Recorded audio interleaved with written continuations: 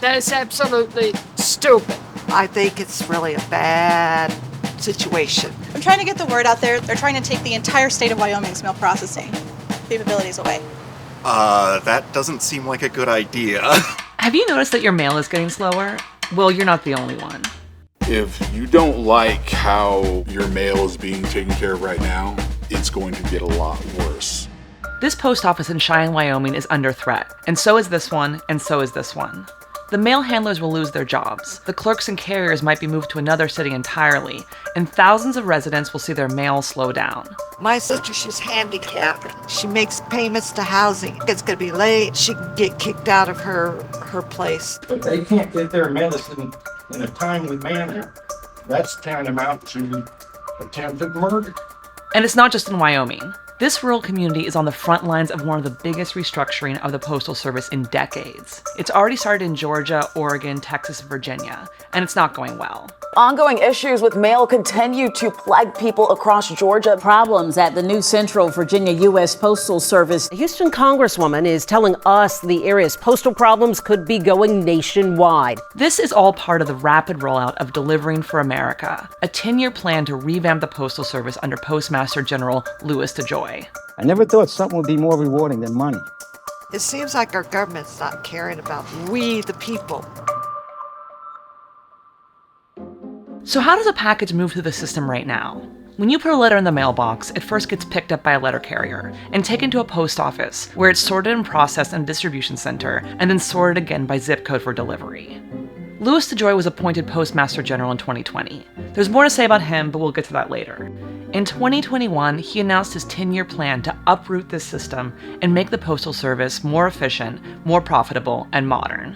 In 2023, the plan came to Cheyenne. DeJoy basically wants to create these mega facilities that are modeled after Amazon. All these black dots are going to be where these centers are located, and they want to suck up all the mail from this giant area. So if you're looking at Wyoming in particular, you'll notice the top half of the state is going to Montana, the bottom half is going to Denver, and then this part is going to Salt Lake City, which has already been done. Mail that's currently processed in Wyoming is now going to be sent hundreds of miles away to Denver and Billings, Montana, before delivery. Wyoming is one of the most rural states in the nation. 17% of residents don't have access to high-speed internet. The people here rely on the mail. Local officials held a meeting with public comment, but not a lot of questions were answered. Why was the processing center closing? Would any jobs be lost? What would happen to local mail? So Ricky Roberts, a mail handler in Cheyenne, has been fighting to get the word out to the community. Hi, I'm the branch president here. Is it okay if I just talk to you about the consolidation? I can't understand why they have to send our mail down to Denver and then bring it right back up. It doesn't make sense to me. It needs to stay here. Too many businesses leave, and this is part of it. This leaves, and everything else starts to leave too. Ricky placed posters all over town to let people know about the first meeting in December, and again about the meeting in Casper in March. By that time, people had heard about the changes. How many veterans do we have in the room? How many veterans are on medication? All of us should be worried about that. But in spite of the public pushback, the Cheyenne plan will go forward, and the Casper plan has been approved as well. But this isn't just happening in Wyoming. Here's what this phase of the 10-year plan looks like on a national scale. Processing centers around the country will consolidate, and DeJoy plans to make 60 mega centers, where mail from different regions will travel and be sorted together. This whole area outside of Cheyenne and Casper will also lose their evening service. So rather than having letters picked up and processed that night, they'll be dropped off and sent out the next day. That's happening in rural areas all over the country too. In areas where the consolidations have already happened, mail is delayed for days. There's a lot of confusion as far as, okay, my package is going from point A to point B to point C, back to point B, to D, back to point B, and it's not being delivered to where it's supposed to, and they can't figure it out. Obviously, everybody relies on the mail. When you don't get mail for 2 or 3 days, you're like, where's my mail? Some of my local customers aren't happy with the changes, and they're the ones that bring it up. Most of them are veterans, and most of them are on medication. They rely on that. The Postal Service is used by millions of small businesses in America. 70% of mom and pop businesses use USPS rather than private shippers. There's a lot of cottage businesses. When I was delivering in Carpenter, there was a Mennonite community, amazing community. Their specialty was jam. And so I'd pick up 200 pounds of jam and get that mailed off for them. This isn't the first change DeJoy has made. You may have noticed, wherever you live, that the mail has gotten slower. There have been delays. Well, that was intentional. When DeJoy took office in June of 2020, he implemented a work-hour reduction plan to reduce overtime by 64 million hours. He downsized service. Fewer planes, fewer trucks, and fewer work hours than we used last year. That had predictable results. If you've been frustrated with the post office this year, the service is about to get even slower. More than 1/3 of first-class mail will likely take an extra 1 to 2 days longer to arrive. The slowdown, that's right, a slowdown begins this Friday. In 2020, first-class mail was arriving 92% on time. Now that number is down to 83%. But mail delivery is actually way worse than that. In 2021, DeJoy also changed the rate of delivering first-class mail from 1 to 3 days to 1 to 5 days. So 83% of mail is on time based on the new 5-day standard. He just moved the goalpost. And now DeJoy is rolling out the next phase of the plan. Our journey is complicated and will not be without risk or error. There is no alternative. DeJoy says no jobs will be lost, but that's deceptive. Some of the wording that they used, it just didn't make any sense to us. Their big one was no layoffs. And we asked, how is that possible? In Cheyenne, 17 mail handlers and maintenance workers will have to take a job somewhere else. People who have families and lives here, they're not going to uproot their families and move to Denver. So they're going to say, I don't want that. Then the post office is going to hand them the pink slip and say, congratulations, have a wonderful life. So there's no layoffs, you quit. Letter carriers from neighboring cities will also be moved to the Cheyenne Center, which will increase their commute time. Even if 16 people in each town have to go somewhere else, talking about $2.4 million of economic impact in that city, that's gone. And these are great jobs. I mean, it's provided for my family through the years, and I appreciate it. And if the Postal Service believes that doing this is the right thing, they're wrong. The Postal Service is one of the largest providers of good middle-class jobs with benefits in America.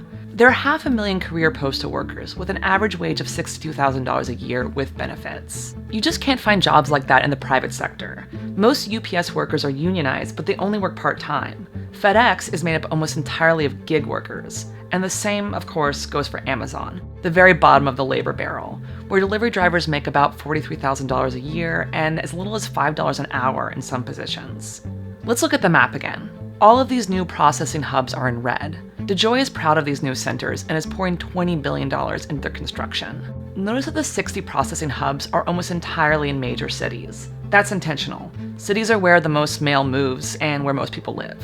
But the Postal Service isn't meant to favor busy areas or wealthier customers. It's meant to be for everyone. It's in our postal decrees that there should be no disparity of service between urban, suburban, and rural areas. You know, if you live in Denver, yeah, you're going to get your mail the next day. You live in Meeteetse, Wyoming, you're going to add 2 or 3 days to getting your mail in or out. The Postal Service is a public service. Every American is supposed to be able to send a letter with a 68-cent stamp to anywhere in the country in 2 to 3 days. But it's also run like a business. It has to pay for itself. Okay, maybe you knew this, but I definitely didn't.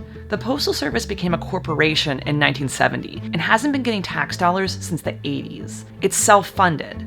They pay for the service with stamps or contracts with magazines, newspapers, and mailers. Amazon relies on us, UPS relies on us, FedEx relies on us. Whether it makes a profit or not, we deliver your mail, we deliver your packages to you. The Postal Service delivers what's known as the last mile. Any place that commercial carriers won't go, USPS does that last trip, whether it's for Amazon, FedEx, or UPS. And that's expensive. It always has been. But it's also written into the Constitution as a service every American gets.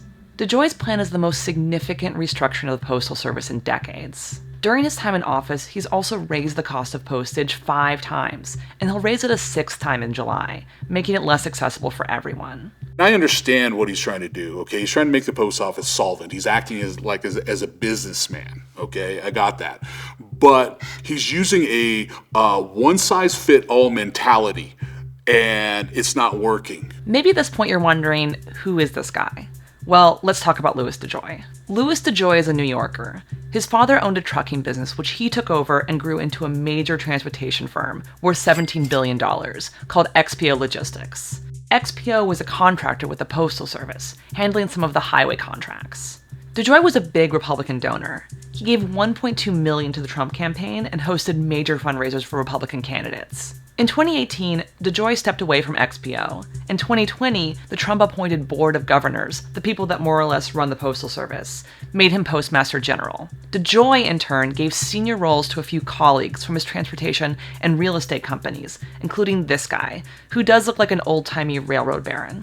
One of DeJoy's big transformations was to reduce air travel and increase over-the-road trucking. This was good for XPO. Before he took office, XPO had a $36 million contract with USPS.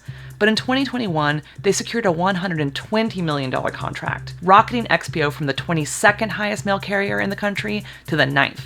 Even though DeJoy is no longer on the board at XPO, he and his family made between $1.2 and $7 million in income from real estate and stocks in 2019. He also had investments in 14 other companies with financial ties to the Postal Service when he first took office, which he later divested from. In addition to these conflicts of interest, the increase in ground transportation goes back to one of the issues the postal workers in Cheyenne have with the 10-year plan. They were saying it's not going to have an impact on delivery standards, which we knew as a crock.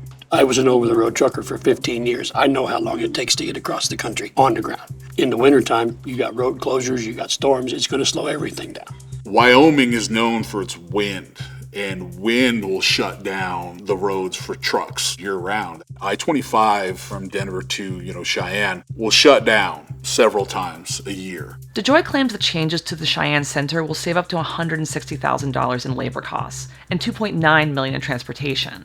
But the 10-year plan has already been implemented in a number of states, and it hasn't saved money.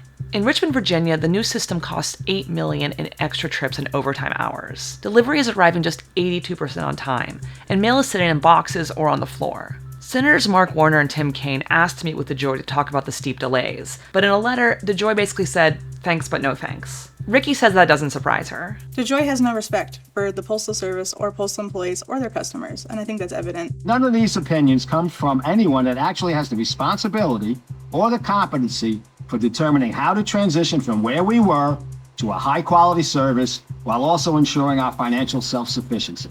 There's no term limit for the Postmaster General, and DeJoy is determined to see the 10-year plan through. How much longer are you planning to stay? A long time. Get used to me. There are a lot of things that need to change at the Postal Service. A lot of post offices are understaffed, postal workers end up doing overtime all the time, and many of the trucks you see delivering mail, the Grumman LLV, were first designed in 1987. They've been on the road for over 30 years. They're tin cans on wheels. The heat gives out at about 30 degrees, and there's no cooling. And so you're baking in summer, and in winter, you're dying. But DeJoy's plan isn't going to solve these problems. Instead, it's going to cripple the Postal Service further, and workers worry that will make people rely on it less.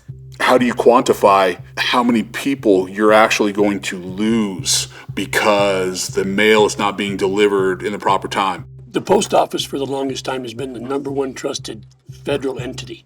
You had a secure knowledge that if I put this in the mail, they're going to get it there. And right now, with all of this coming out, people are losing that trust. I get told that several times a day.